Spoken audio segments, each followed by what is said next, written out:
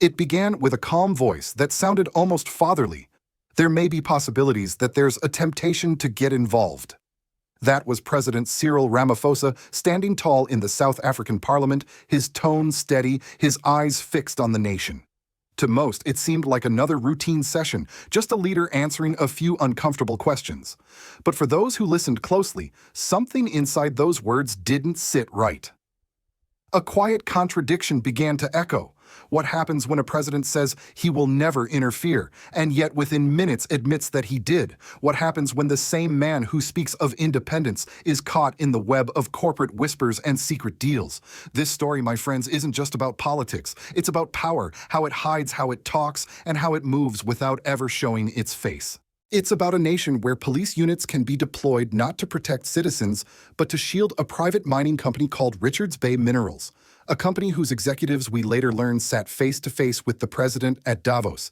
And somewhere between those handshakes and those words, "Go and do your work," the thin line between governance and influence vanished. So tonight we ask, was this about saving lives or saving investments? Was it justice or loyalty to power?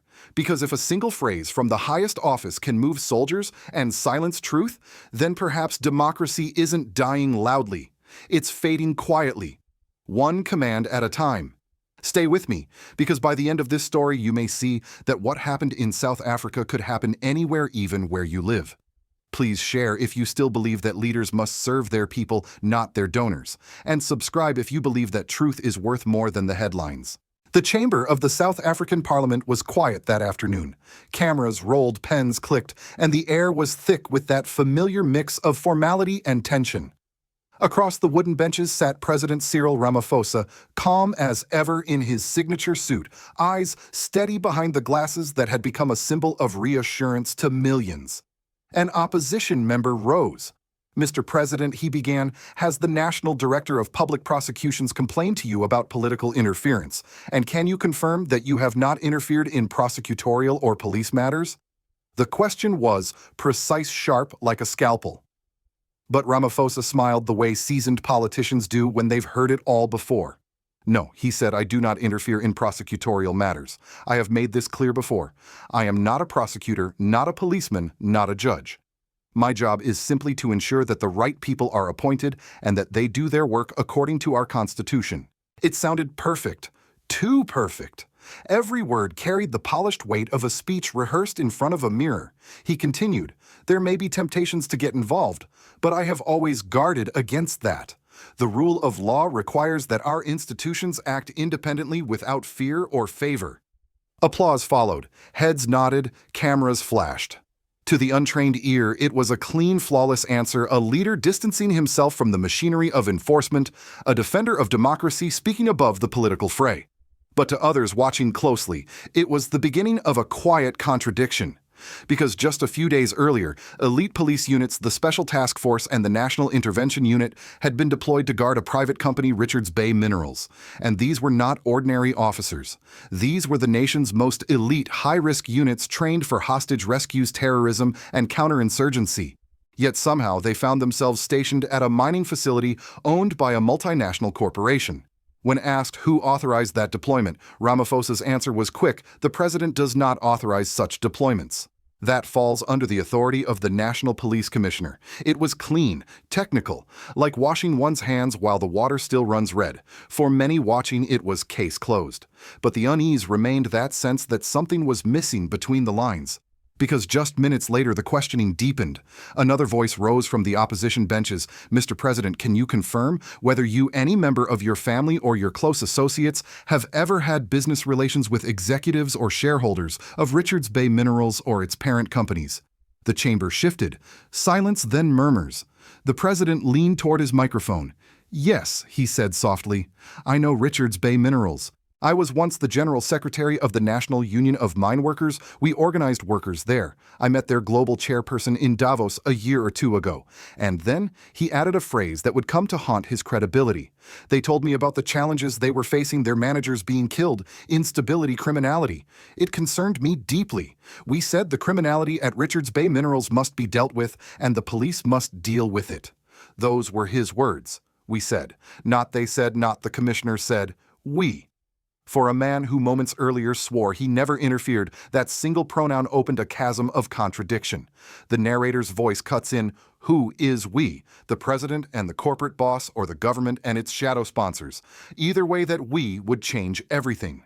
The room may have moved on, but for millions of South Africans, and for anyone who still believes in the line between public duty and private power, the question lingered in the air. If the president can speak of independence while negotiating with corporations behind closed doors, then what does independence really mean? For a few moments after that admission, the chamber seemed frozen. Ramaphosa's calm voice had just undone his own defense.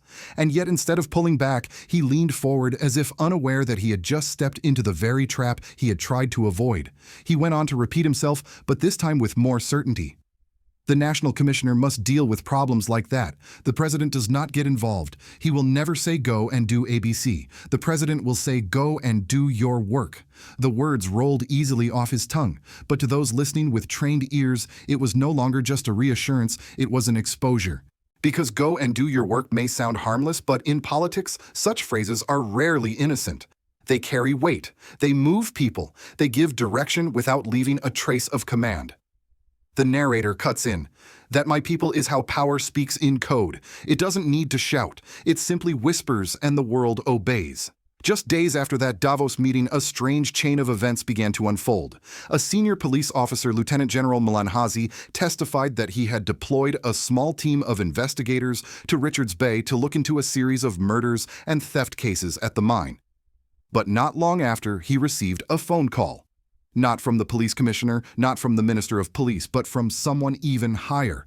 I received a complaint from the president, he said. You must send those people back there. The room fell silent when he said those words before the parliamentary committee. It was no longer an accusation. It was testimony. And in that moment, the contradiction became a full-blown revelation. Because the same president who had just said he does not interfere was now being cited as the very reason for the redeployment of elite police units directly to a private company's property. To make matters worse, these were not ordinary officers. The Special Task Force and National Intervention Unit, South Africa's top-tier combat divisions, were deployed strictly to RBM. Their instruction was chilling in its clarity. You go to RBM. You don't work anywhere else. The narrator's tone sharpens. Do you understand what that means? It means national resources, men weapons, budgets were redirected not for the public's safety, but for corporate protection. Inside the mining community, whispers began to spread. Some said it was because RBM had threatened to withdraw billions in investment. Others said it was because the company's global partners had pressured the government through back channels.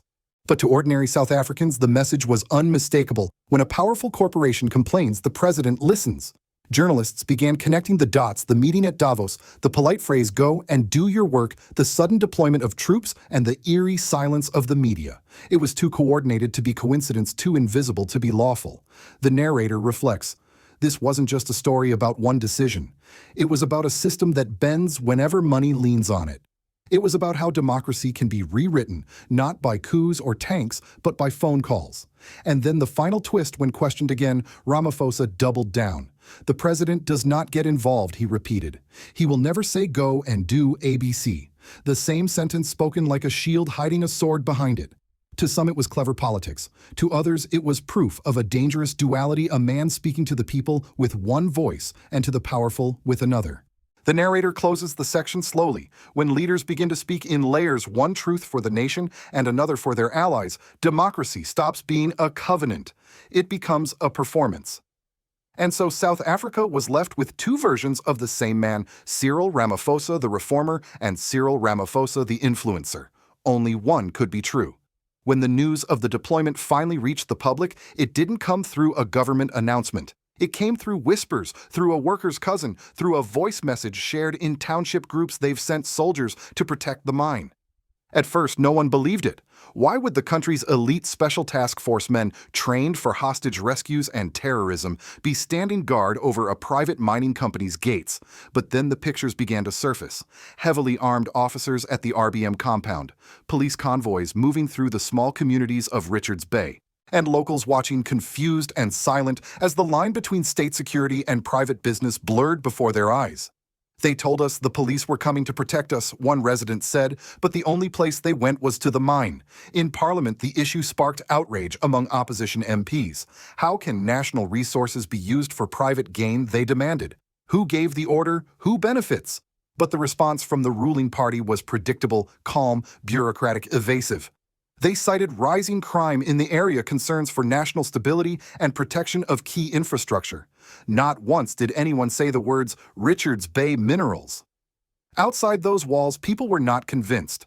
Unions that had once trusted Ramaphosa, the man who had risen from their ranks as a mine workers' leader, began to question what he had become. The same man who once fought against exploitation was now accused of protecting the exploiters. Across the country, talk radio lines burned with anger. You can't send police to guard the rich while the poor are dying in their own neighborhoods, said one caller.